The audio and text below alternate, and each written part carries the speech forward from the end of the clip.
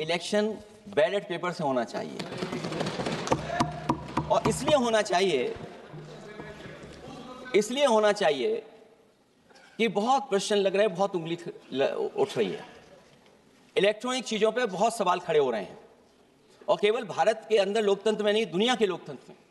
और ये जो लोग कुछ कह रहे हैं इलेक्ट्रॉनिक की बात और टेक्नोलॉजी की बात कर रहे हैं, मैं उनसे कहना चाहता हूं कि भारत और जर्मनी की तुलना कर लें, भारत और अमेरिका की तुलना कर लें, भारत की और जापान की तुलना कर लें, हम कहां खड़े हैं।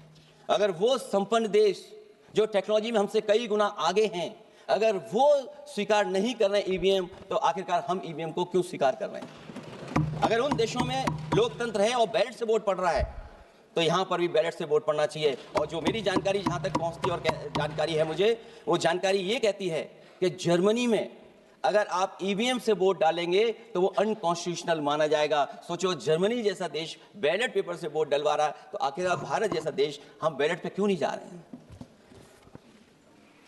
जो रिफॉर्म की बात आई है, सबसे पहला सवाल यही है कि रिफॉर्म का मतलब क्या होता है।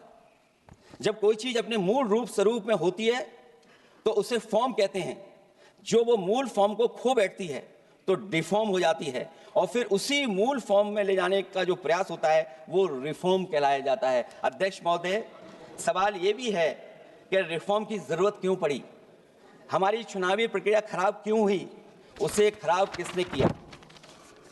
किसी भी चीज के खराब होने के दो कारण होते हैं, एक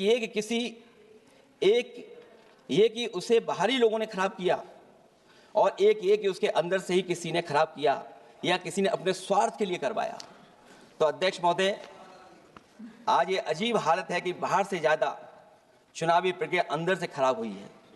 और ये उदाहरण इसलिए मैं देना चाहता था बाई इलेक्शंस के और लोकसभा के इलेक्शन का, क्योंकि जिस तरह की शिकायतें की गई थी अध्यक्ष महोदय, एक भी शिकायत पे कार्रवाई नहीं हुई। एक और मैं उदाहरण देना चाहता हूं, फर्रुखाबाद का चुनाव लोकसभा का, हालांकि और लोकसभा के चुनाव को मैं नहीं कहूंगा, लेकिन फर्रुखाबाद का लोकसभा का चुनाव जो पिछली बार 2024 में बड़े करीब से मैंने देखा। वहां के जिलाधिकारी, वहां का पुलिस का प्रशासन पूरे दिन लाठी चलाता रहा, और कभी लाइट जाती थी, कभी लाइट आती थी। जब हम लोगों ने जानकारी करने की कोशिश की कि आखिरकार क्यों हो रहा है, तो पता लगा कि उन्हें रिजल्ट बदलना है।